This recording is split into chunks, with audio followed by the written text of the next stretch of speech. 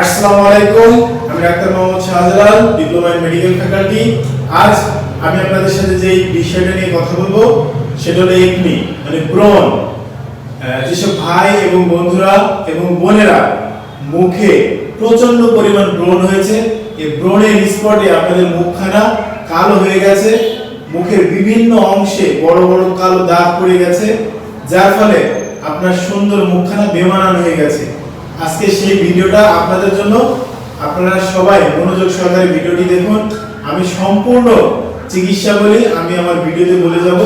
আপনারা সেইভাবে যদি আপনারা ঔষধ সেবন করেন প্লাস ক্রিম মাখেন, আপনাদের মুখটা একবারে ফ্রেশ হয়ে যাবে আর ব্রণ কখনো কোনোদিন আর কামব্যাক করবে না, যদি এই পরামর্শগুলো আপনারা মেনে চলেন।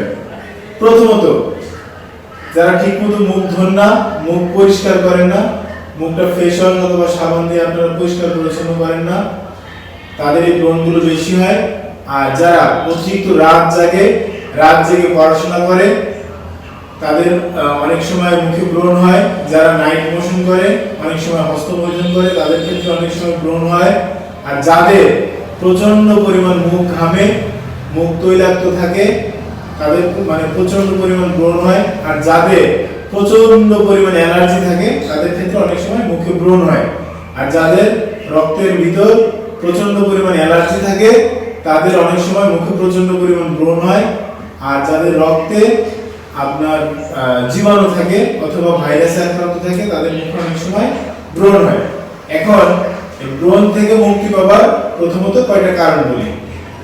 প্রথমত, আপনি আপনার মুখটাকে সবসময় পরিষ্কার পরিচ্ছন্ন রাখবেন, অথবা লাইফ বয় সাবান অথবা ফেস ওয়াশ, প্যারাডাবলি ফেস ওয়াশ অথবা পন্স ফেস ওয়াশ, বা বাজারে বিভিন্ন ধরনের ভালো ভালো ফেস ওয়াশ পাওয়া যায়, ওইসব ফেস ওয়াশ দিয়ে আপনি আপনার মুখটাকে সুন্দরভাবে পরিষ্কার পরিচ্ছন্ন করুন।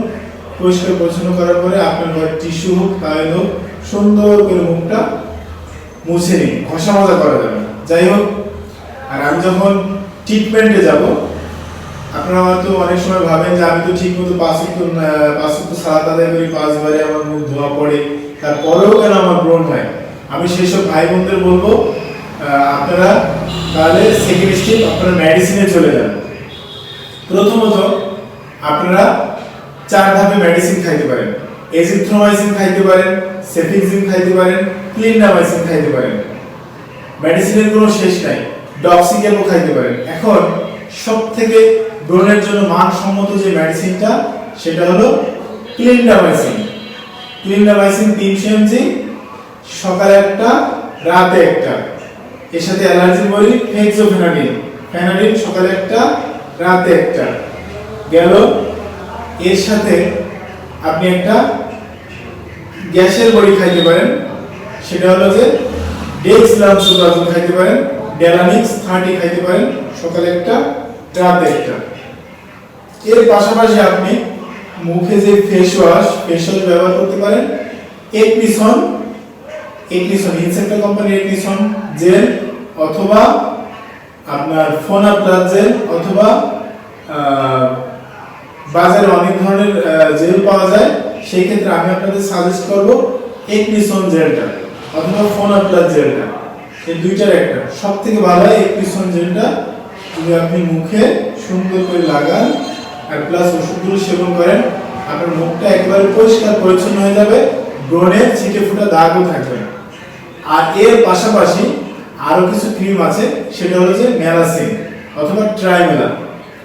আপনি ট্রাইমেলা ক্রিমটা আছে, ট্রাইমেলা ক্রিমটা যদি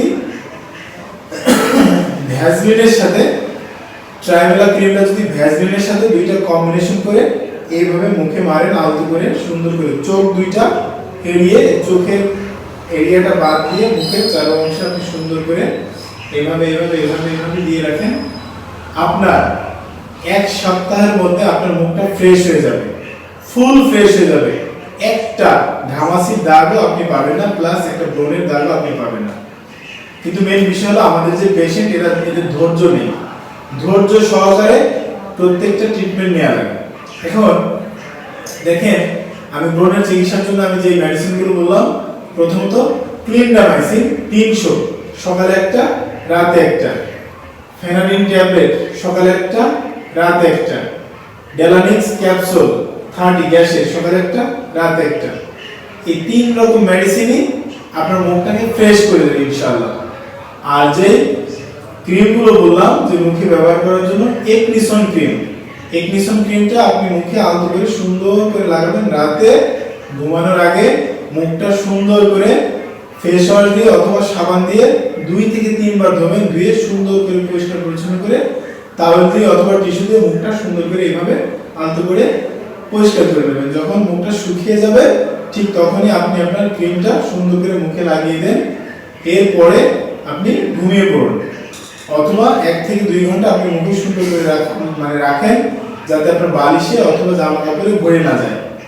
এইভাবে যদি আপনার মুখটাকে পরিষ্কার পরিচ্ছন্ন রাখতে পারেন, সকালে ঘুম থেকে উঠে সবার আগে আপনি আপনার মুখটাকে সুন্দর করে ফেস ওয়াশ দিয়ে অথবা সাবান দিয়ে সুন্দর করে ধুয়ে ফেলুন। কিন্তু মুখটাকে বেশি ঘষা মাজা করা যাবে না, বা এইভাবে ঘষা মাজা করা যাবে না। যত ঘষা মাজা করবেন আপনার মুখটা লাল হয়ে যাবে, আপনার স্কিনটা লাল বর্ণ হয়ে যাবে। তো এই জন্য মুখটাকে যতটুকু যত্ন সহকারে রাখতে পারেন রাখবেন। আর দ্বিতীয়ত কথা, আপনি অ্যালার্জি জাতীয় কোনো খাবার খাবেন না, প্লাস মুখে পর্যাপ্ত পরিমাণ যত্ন নেবেন, মুখে ঘষা মাজা করবেন না, প্লাস মুখে এইভাবে টিপাটিপি করবেন না।